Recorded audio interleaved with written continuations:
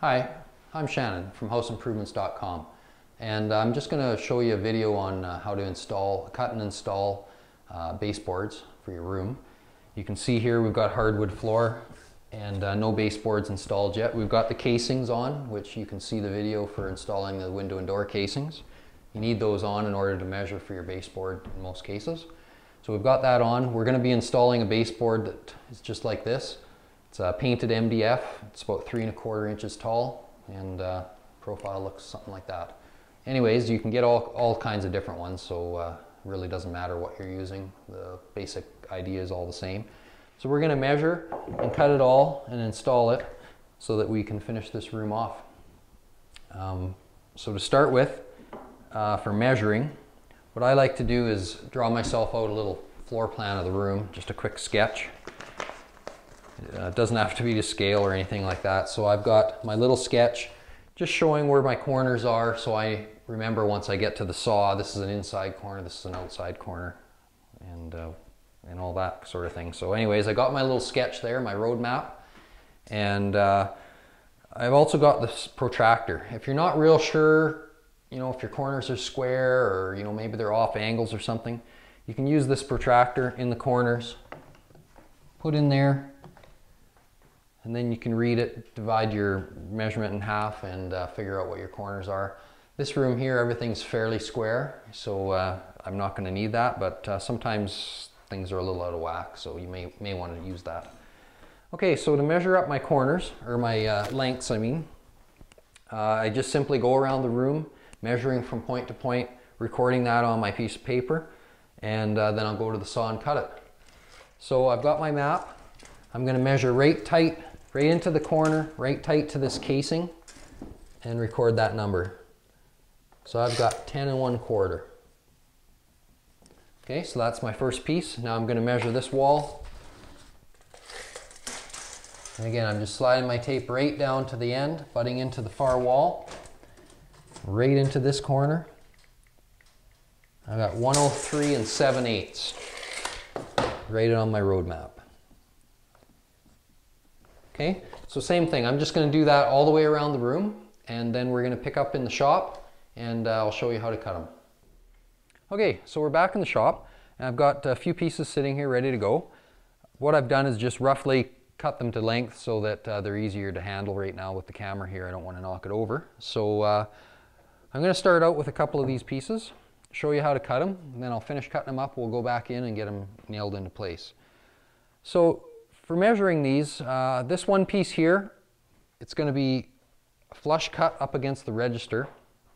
These registers in this home are mounted on the wall. They aren't really in the floor, a little bit older style.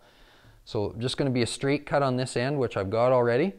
I've got to measure over to an inside corner to 49 13/16. So I'm going to hook right on the top, come over to 49 13/16.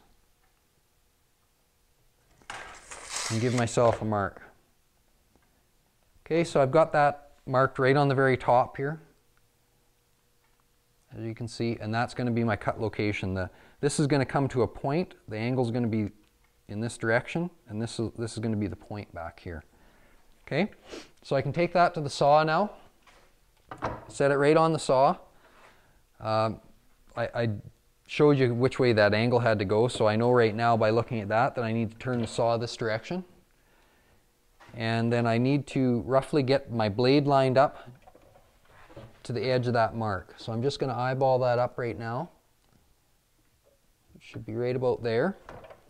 Okay, I'm going to hold my trim firmly in place back against the fence and down to the base, keeping my thumb, arm, and loose clothing out of the way. Start the saw up and make the cut.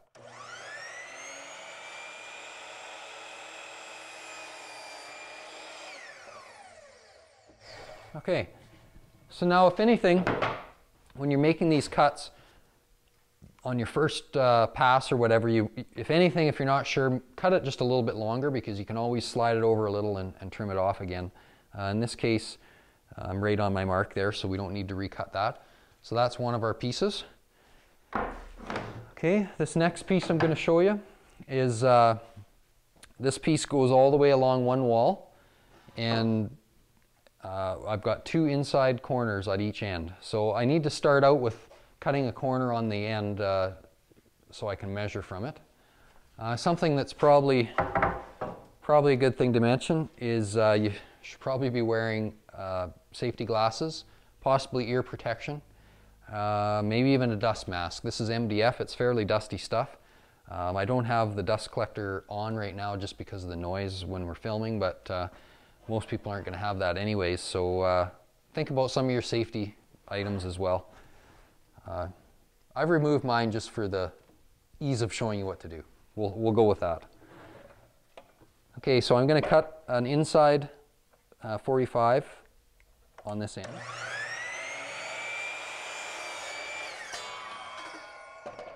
Just like so.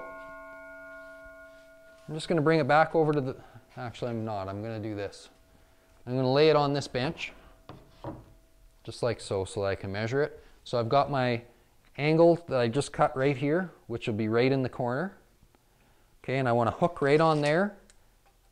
And the length of this piece was 103 7/8. So I'm going to come right down to this end, mark 103 7/8 right on the top again, just like I was before. This should be the other corner at the other end of the room. Okay, so I've got that. Now, I don't really want to cut with my good side against the fence like this. For one thing, it may not be perfectly flat, and the blade is going to chip out on this side. So I just need to simply turn this around so I always have the good side facing me. But now when I do this, I know that this angle has to go the other way because I'm working on an inside corner, so I've got to change the saw as well. So I'm going to flip it back around to 45 degrees, and I'm going to eyeball up the mark there. Okay, holding the trim down and firm, and I want to make the cut.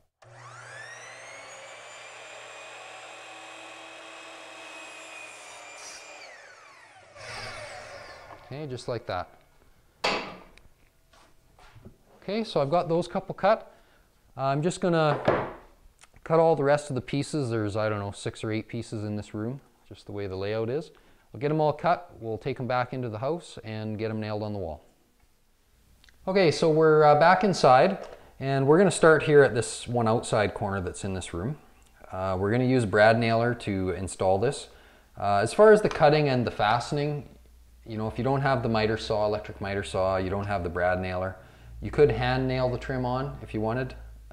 You could also cut the trim with a handsaw if you've got a handheld miter box and a handsaw. You could certainly do that. If you have any amount to cut though, I would recommend either borrowing, buying, leasing, whatever, renting the tools.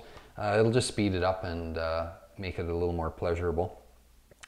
So basically all I need here to do this, I'm going to use 2-inch brad nails. I'm using 18 gauge brad nailer with 2-inch nails. A little bit of glue just for the outside corners. Inside corners I don't really worry about. And to be quite honest, even for just a straight 90-degree corner like this one is going to be, I generally wouldn't even bother gluing that. If you have a drywall corner that's the chamfered or 45-degree corner where there's a separate other little piece of baseboard in here between the 2 side pieces, you definitely want to glue that in because they're really hard to nail. They usually split or something, so it's better to nail that in. But for right now, I am going to glue this one outside corner. The other thing I like to do as well is I like to actually nail into the studs when I can. You can pretty much always nail along the bottom and hit the bottom plate of the wall. But sometimes when you do that, like you can see here, the baseboard really pulls away from the wall and you get these ugly gaps. It's hard to eliminate all those gaps, but sometimes by putting a nail into the stud, if there is one, you can tighten everything up and make it look better. Another option, if you find it really gappy or something, you can use a latex caulking along there to fill that in. I have done that in the past. Some people want it. I'm not a big fan of it because if you do that, you pretty much have to cut your paint, like repaint that top caulking, because over time it'll turn a little bit yellow or discolor. So if it's painted, it doesn't do that so bad. So it's just a little more work, a little more labor, but it definitely does make a nice job when you do caulk that. So anyways, we've got the outside corner. I plop my two pieces in here. Everything looks like it's gonna match up really nicely. So first I'm just gonna nail this first one on. And like I said, I'm using 2-inch nails. I'm gonna throw a couple nails down in the bottom where it should hit the bottom plate. Like so. And I don't imagine there's a stud in between here in this section. Oh, I could be wrong. Looks like there is something right here, so we're going to throw one in there. Yeah, that held that back a little better. Okay, I'm going to throw a little bit of glue on here.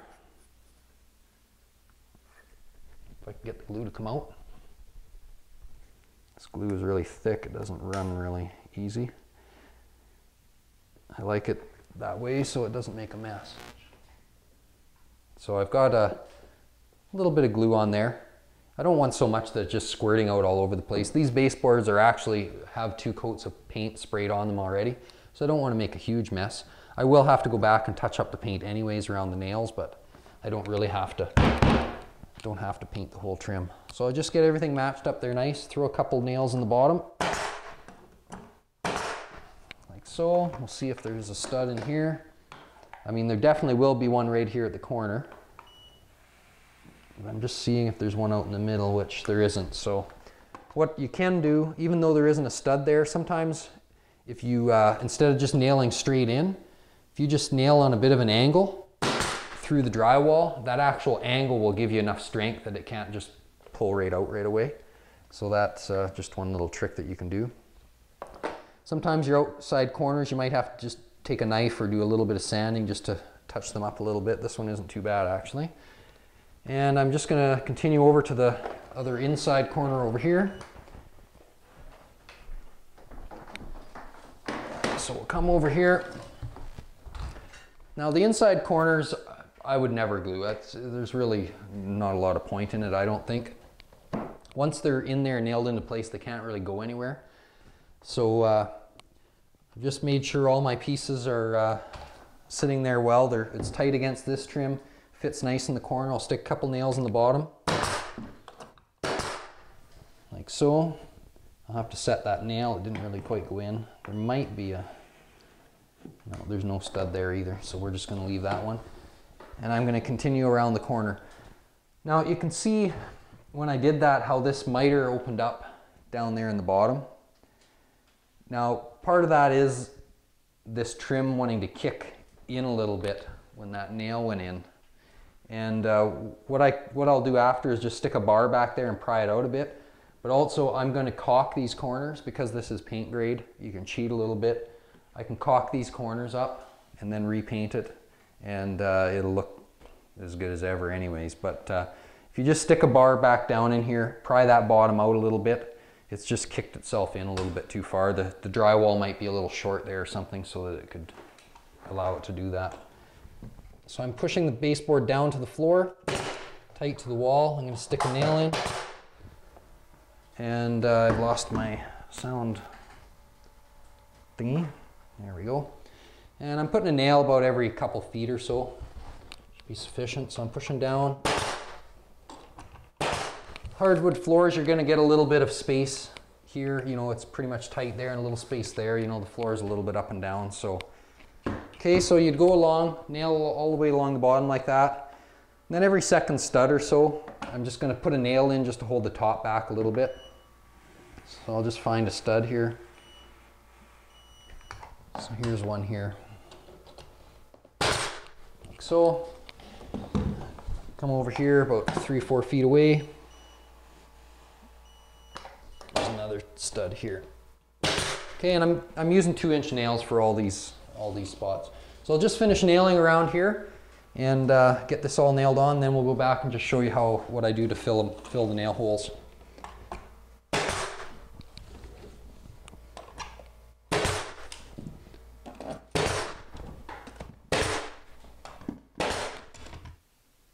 Okay, so we've just moved back to this inside corner. I'm just going to show you, I'm just using a silicone, a paintable silicone, or it actually is paintable silicone, it isn't caulking, but regardless, as long as it's paintable, it doesn't matter what you use. And you can see our corner here. I had my bar in there, pried it out a bit, and I actually broke the piece, so I replaced it. but we do still have that bit of a gap there. But like I said, we're just gonna caulk that up and make that disappear. So just simply start in down there.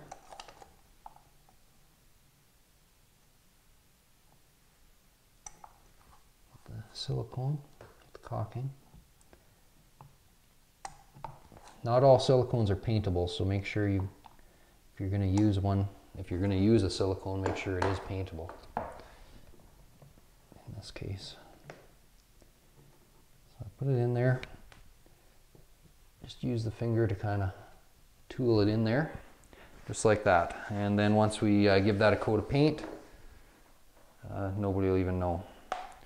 So you do that on all your inside corners or anything like that that you want to do. Like I said, you could put it along the tops here if you want. I'm not going to do that in this case. And then as far as the nail holes, or outside corners, if you need a little bit of filler, I just use this wall repair compound. This particular one's bought at the local lumber store. And if you watched my window and door casing video, you will have seen me do this already. I just put a little bit on my finger, wipe it into the hole, wipe it off with another finger. Just like so. And if you wipe it clean enough, smooth enough, you really shouldn't have to go back and sand it. You could use a damp rag to clean that off instead of your other finger, and it just cleans up nice and easy, and you can go back very quickly. It doesn't take very long for this stuff to dry. Within half an hour usually. Go back and touch your paint all up all the way along. So anyways, not a lot to it. This is one of the shorter videos that I've done, and hopefully it still gave you all the information that you needed. We do have, if you search the rest of this YouTube channel, you'll find that we have lots of other videos up there on all kinds of different topics, so go and check them all out and see what you think. You can subscribe to it as well, so that you get a notification every time we do put a new video up. If you subscribe to our channel, you will get, I believe it's an email that they send you out to notify you that there's a new video up there or a new comment or whatever. You can also go to our website at www.house-improvements.com. And from there, you can get into our forum. We've got lots of articles up there on different subjects, and there's just all kinds of good stuff there too. So go check it all out, see what you think. Go to the forum, read that. I try to answer as much of that as I can, as quickly as I can. The odd time we get other members in there that will answer some of your questions as well. So thanks again for watching. I hope it was informative.